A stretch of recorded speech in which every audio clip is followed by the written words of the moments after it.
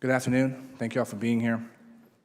Nearly 2 years ago to today, we released the first FITARA scorecard, or what some refer to as ISA Conley. Is that right, Mr. Conley? This bipartisan committee product, produced with GAO assistance, has been intended to drive technology reform across all of our federal agencies. Today, the committee released the fourth FITARA scorecard, and the committee, in coordination with GAO, has adjusted the calculation and added new metrics for each version of the scorecard since the beginning.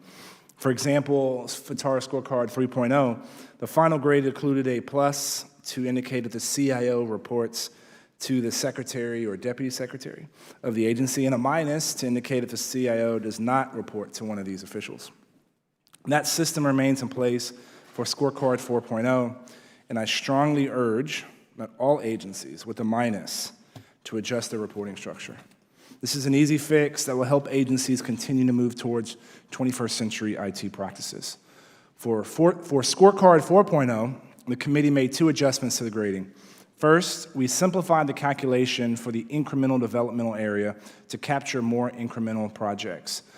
Second, we incorporated OMB data center optimization metrics into the data center grade, so that half the grade is now based on savings as a result of consolidation, and half the grade is based upon meeting optimization metrics. OMB published these optimization metrics last year, so they should not be a surprise to agencies, and we did this based on feedback from the agencies. The committee is also previewing a new grading area related to the FITARA and Megabyte Act requirements on software license management inventories and effectiveness of software licenses. There's absolutely no excuse for agencies not to have an accurate inventory of the software licenses they have. This is basic IT management. From scorecard 3.0 to scorecard 4.0, agency grades 4 agency grades have improved, 15 agencies' grades have stayed the same, and 5 agencies have declined. Notably, the Department of Defense grade declined from a D to an F. The committee reduced DoD's grade due to a lack of transparency on IT spending. DoD appears to have reclassified a significant percentage of its IT spending as national security systems, which are not covered by FITARA. This lack of transparency is unacceptable. My colleagues and I will be following up with the DoD on this issue. We also have our first ever A on the scorecard. USAID, after receiving Ds on each of the first 3 scorecards, significantly improved its scores, particularly in the areas of incremental developmental transparency and risk management. I applaud the work of the Office of the USAID CIO to address the score and encourage other agencies to look to them as an example in these areas.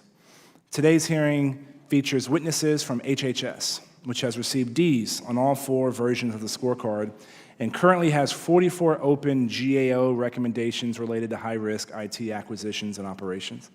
I look forward to hearing HHS's plan to close out those recommendations and turn those grades around.